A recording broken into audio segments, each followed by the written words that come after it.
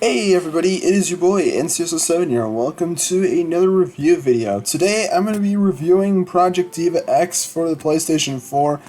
This year I've wanted to finally start and try out a Hatsune Miku game, and, well, what did I think of it?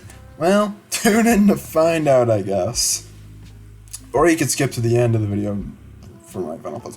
Let's just get right into the review though. Starting off with the presentation of this game. Now, if you don't know Project Diva and the Hatsune Miku, but I feel like if you know Hatsune Miku, you know that it's obviously a rhythm game. You push the buttons at the right time. That's pretty much what it is while you watch them dance. Unless you're me, in which case I'm more so focused on the notes more than anything, because I'm not the best at rhythm games. You can probably tell in the footage on screen, but even regardless though, it is another entry in the Project Diva series, and I haven't played any of the other games, but even so, it's still good. I mean, it's not really anything that groundbreaking, but hey, it's the first one in HD from what I can tell, unless I'm wrong on that. But I will say though, speaking of the HD, is the visuals for the game. The game looks pretty good. I mean on PS4, it could look a little better in my opinion, but I don't know. Part of me feels like some of the models and whatnot kind of look like PS3 models, but it's really not a big deal. I mean, and again, it's saying it's supposed to be a powerhouse. So, presentation-wise and like visual-wise, it looks good. And then the story mode. Now, the story mode, there really isn't a lot to it. Basically, you just play through the music because there's these multiple like wave clouds or prisms or whatever they're called. And essentially, they don't have any energy, so you can't actually go to those places unless you get enough voltage based on how well you do playing through some of the songs that you can actually turn them back on, and the whole idea is to turn them back on.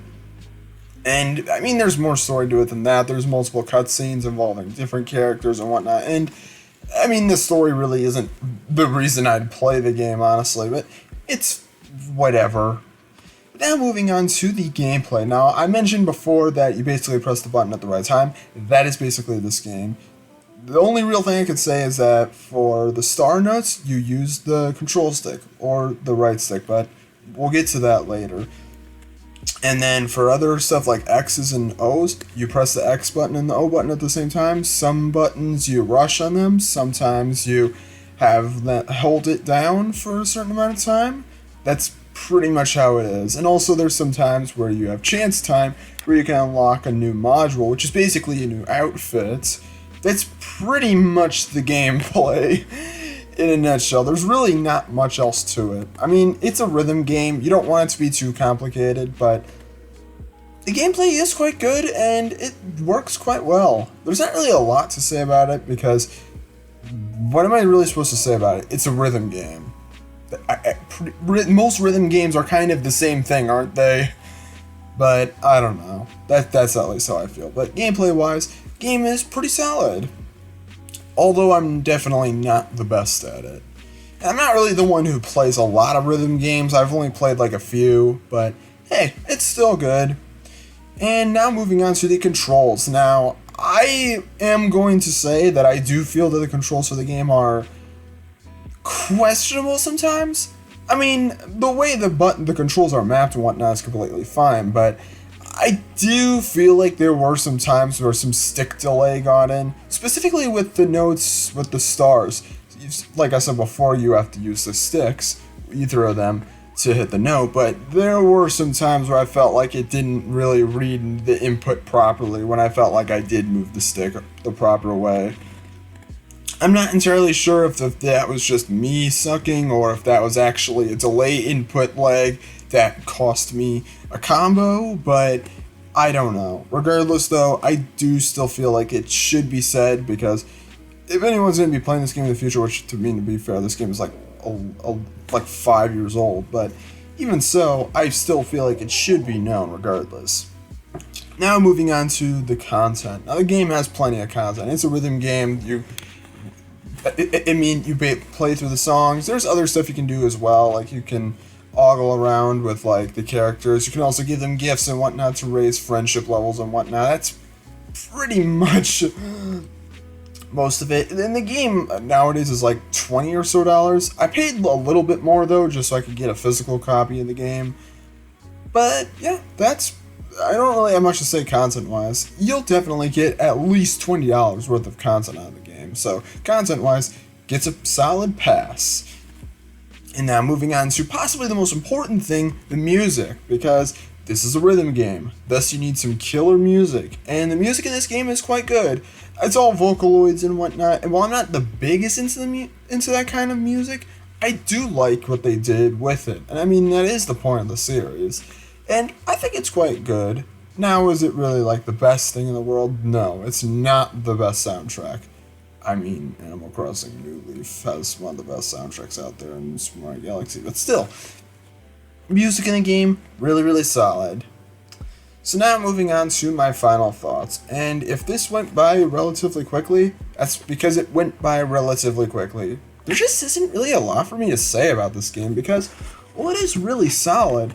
It's honestly just another rhythm game to me. Now, to be fair, I'm not really a big rhythm game person. I've played my fair share of DDR in the past, and I've also played the Persona dancing games a little bit, which definitely seem to have been inspired based off of the Project Diva games. I mean, hell, Project Diva X even has animations during the cutscenes that are actually reused in the Persona dancing games, specifically Persona 3 and 5 dancing, which it's really, really strange, and I wonder, I don't know if I'm the only one that's noticed that, but let me know if you've noticed how the animation's being reused.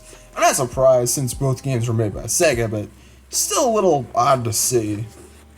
But honestly, there's really not much for me to say about this game. I still wanted to talk about it because I wanted to kind of explain my first Hatsune Miku game experience, and it was positive. Now, is it enough to make me actually want to go play the rest of the games or buy the rest of the games? I don't know yet. Maybe at some later point in time, I honestly just don't know. We'll have to wait and see. And while I do like the game, I'm not the biggest into rhythm games because I'm kind of just garbage at them, but yeah. But anyways, on my scale of 0 to 10, I give Hatsune Miku Project Diva X on PlayStation 4 specifically a solid 7 out of 10. I don't really feel like the game really has anything that big going for it, other than Hatsune Miku being in the game, but it's still a fine time regardless. And if you're a rhythm game fan, well, you probably already played the game, so, I mean, I probably don't need to say you should play the game, but you probably should play the game if you haven't already. But, yeah, it's a solid time, but it's definitely not the most memorable thing out there. Now, Beat Saber, that's where it's really at in terms of rhythm games. I'll review that game eventually sometime.